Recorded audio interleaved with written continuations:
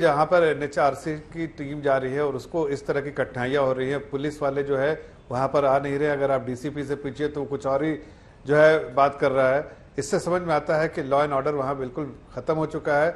वहां एक आम नागरिक या अगर टीएमसी के साथ है तो वो ठीक है, और टीएमसी के साथ अगर उसका किसी और पार्टी के साथ एसोसिएशन है और खासकर भारतीय जनता पार्टी का, तो उसके साथ जिस तरह से अत्याचार वहां की सरकार कर रही है और वहां की लोकल एडमिनिस्ट्रेशन जिस तरह से गुंडे मवाली लोगों के साथ कहीं ना कहीं पैटर्नेज है, बिल्कुल साफ दिखता है कि उनके इशारे पे हो रहा है, उनके इशारे पे और उनके सपोर्ट से हो रहा है। किसी भी किस्म के वायलेंस या हिंसा को सपोर्ट नहीं किया जा सकता। हम लोग इसको टोटली कंडेम करते हैं। और इसके साथ साथ लेकिन ये कहना होगा कि वहाँ के लोगों में एक गुस्सा पाया गया। ये गुस्सा खास करके जो केंद्र सरकार बंगाल के लोगों के साथ जो परसेप्शन दे रही है कि बंगाल के लोग वायलेंट हैं और अभी मतलब कि एक दूसरी पार्टी के साथ लड़ना चाह रहे हैं, ये गुस्सा खास करके इसलिए है क्योंकि हम लोग यहाँ पर सब अमन से, चैन से, शांति से हैं। राष्ट्रीय मानवाधिकार आयोग कोई पार्टी नहीं, कोलकाता हाईकोर्ट के निर्देश पर वो टीम गई थी। 2 कांस्टेबल थे उसके साथ। वहां उनकी सुरक्षा की जिम्मेदारी, उनकी वीडियोग्राफी करना, वहां की इकट्ठे करना सारी सूचनाएं, ये जिम्मेदारी राज्य प्रशासन की थी कि वहां पर उनको सारा काम करने दिया जाए। वो कुछ भी करने नहीं दिया गया। और आप इसे जनता का गुस्सा कहकर कहते हैं कि मार दिया, पीट दिया, तो क्या हो गया? Law and order state subject है। ममता बनर्जी को, सरकार को उसको अच्छा से हैंडल करना चाहिए, ठीक से हैंडल करना चाहिए। साथ साथ में जो एजेंसी जांच करना चाहता है उसको स्पेस देना चाहिए। वो बंगाल में हर जगह में जा सकता है, उसका इंक्वायरी वो कर सकता है। ये हिंदुस्तान का कानून है। पर मैं ये पूछना चाहता हूं, भाजपा सारा देश में जितना एजेंसी हर स्टेट में भेज रहा है, जिधर उनका गवर्नमेंट नहीं है, वो स्टेट गवर्नमेंट का ऊपर जो दबाव डाल रहा है हर समय, आज तो ये सोचना चाहिए। बिहार में डिप्टी सीएम बीजेपी ने बनाया, बीजेपी गठबंधन ने, और जो प्रधानमंत्री का नाम नहीं बता सकता है उसको तो आप देख नहीं सकती। बांदा में कृषि विभाग में 11 ठाकुर की नियुक्ति हुई, 27% रिजर्वेशन पिछड़ों का नहीं मिला, वो दिखाई नहीं देता जातिवाद। 69,000 शिक्षक भर्ती में बच्चे मार खा रहे हैं, पिछड़े के बच्चे 5,844 पर। योगी जी ने लूट लिया पिछड़ों का, ये खेल नहीं दिखाई देता है। और ओम प्रकाश राजभर, वो करे तो रासलीला, हम करें तो करक्टा ढीला। अब वारिस पठान बैठे हैं, देखिए इनके चेहरे पे क्या नूर है।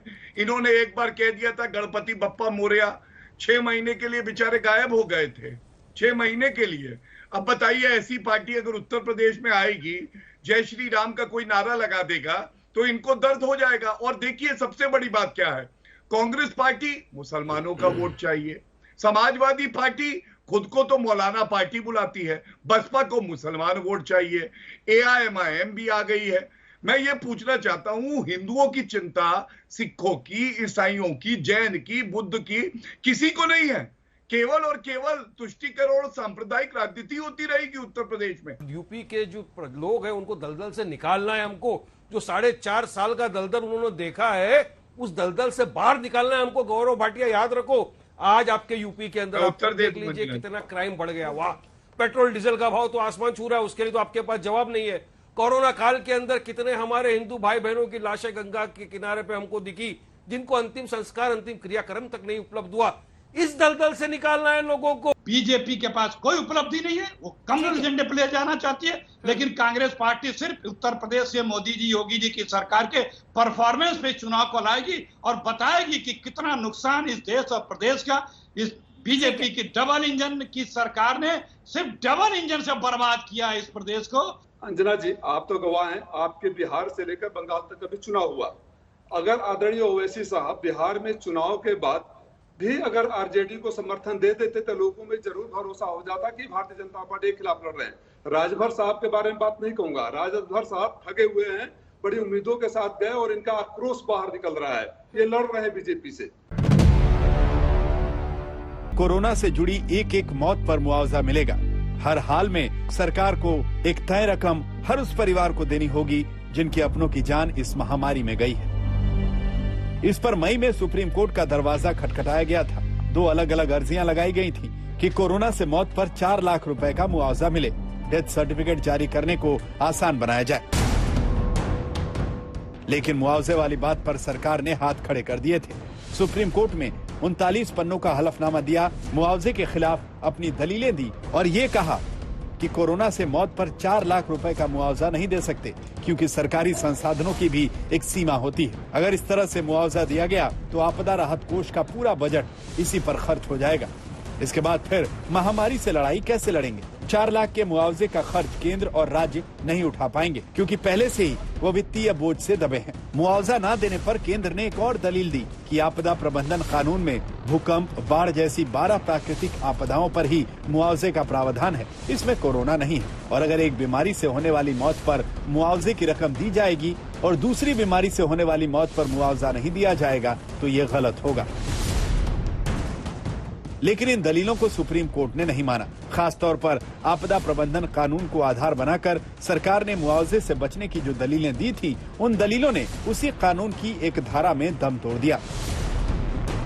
डिजास्टर मैनेजमेंट एक्ट की धारा 12 के तहत एक नोटिफाई आपदा में मौत पर 4 लाख रुपए के मुआवजे का प्रावधान है। इस पर केंद्र सरकार ने कहा था कि ये प्रावधान अनिवार्य नहीं है, लेकिन सुप्रीम कोर्ट ने अपने फैसले में कहा कि इस धारा में शैल शब्द का प्रयोग किया गया है और इसका मतलब ये प्रावधान अनिवार्य है और ये पूरा करना सरकार का दायित्व है।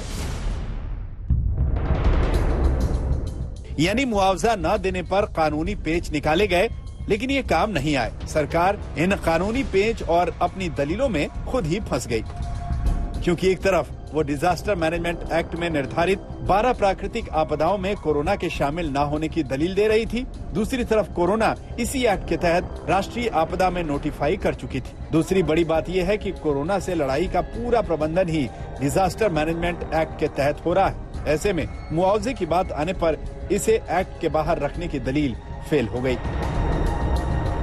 सुप्रीम कोर्ट ने इसीलिए national disaster management authority NDMA को भी फटकार लगाई और केंद्र सरकार को भी नसीहत दी। सुप्रीम कोर्ट ने NDMA से कहा कि वो अपनी ड्यूटी निभाने में नाकाम रहे क्योंकि ऐसी कोई गाइडलाइन नहीं बनाई जिससे कोरोना पीड़ितों को न्यूनतम राहत दी जा सके। सुप्रीम कोर्ट ने केंद्र से कहा कि अदालत ये तो नहीं कहेगी कि कितना मुआवजा दिया जाए, मुआवजे की रकम केंद्र तय करे, लेकिन मुआवजा देना कानूनी दायित्व है।